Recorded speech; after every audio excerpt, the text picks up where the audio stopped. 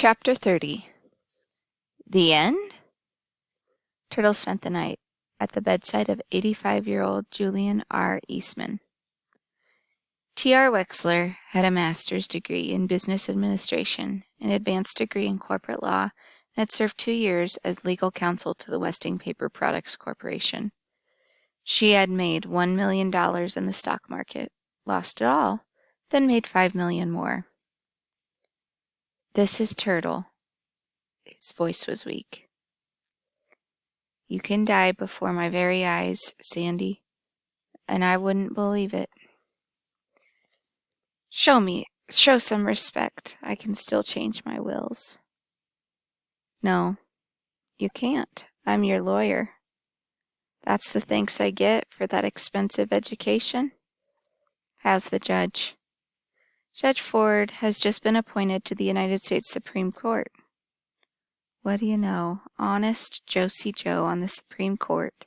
She was a smart kid, too, but she never beat me once at chess. Tell me about the others, Turtle. How's poor saintly Crow?" "Crow and Otis are still slopping soup," Turtle fibbed. Crow and Otis Amber had died 2 years ago, within a week of each other. "And that funny woman with the painted crutches, what's her name?" "Sidel Pulaski Schultz. She and her husband moved to Hawaii. Angela keeps in touch." "Angela. How is your pretty sister, the bomber?" Turtle never knew he knew. "Angela is an orthopedic surgeon." Julian R. Eastman was an old man, but suddenly his mind too was old. For the first time since the Westing game, he was wearing his dentures with the chipped front tooth. He had turned back to his happiest times. Sandy was dying. He was really dying. Turtle had held back her tears. "Angela and Denton Deer are married. They have a daughter named Alice." "Alice? Doesn't Flora Baumbach call you Alice?" "She used to. She calls me TR, as everyone does."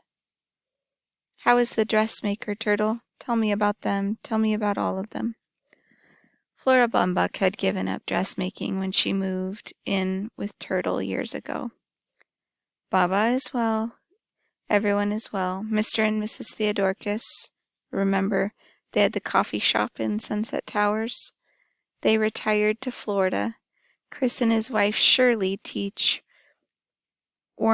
ornithology at the university. They are both professors.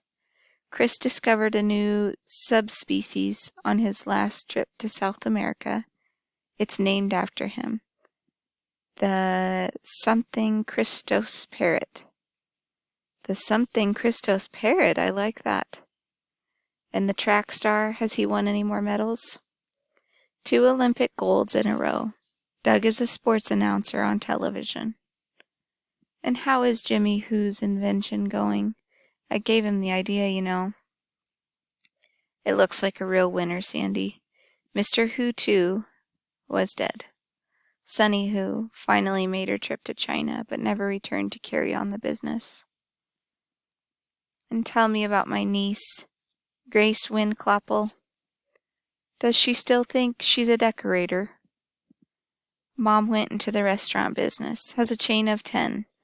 9 are quite successful. I keep telling her to give up on Who's on 10th to cut her losses, but she's stubborn as ever.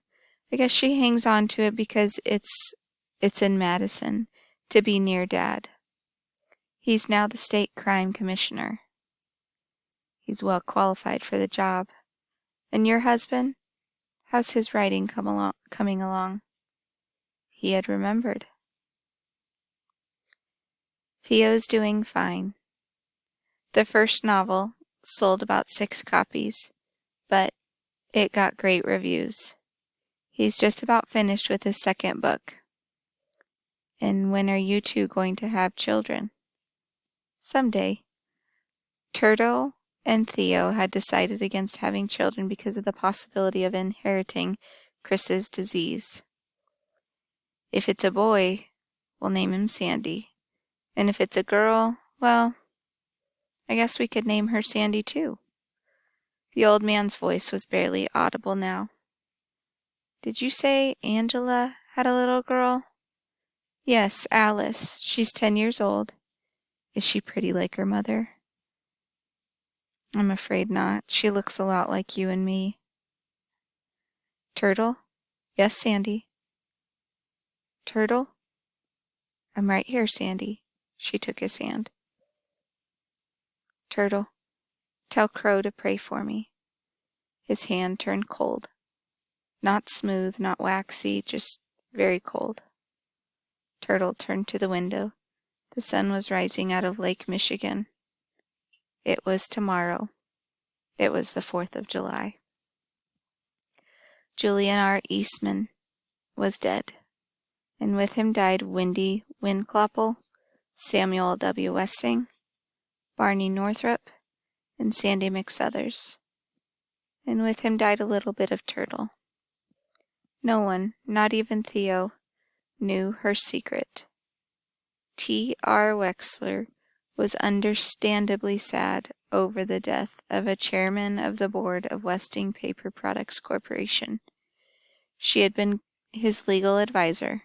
She would inherit his stock and serve as director of the company until the day she, too, would be elected chairman of the board. Veiled in black, she hurried from the funeral services. It was Saturday, and she had an important engagement. Angela brought her daughter, Alice, to the Wexler Theodoricus mansion to spend Saturday afternoon with her aunt.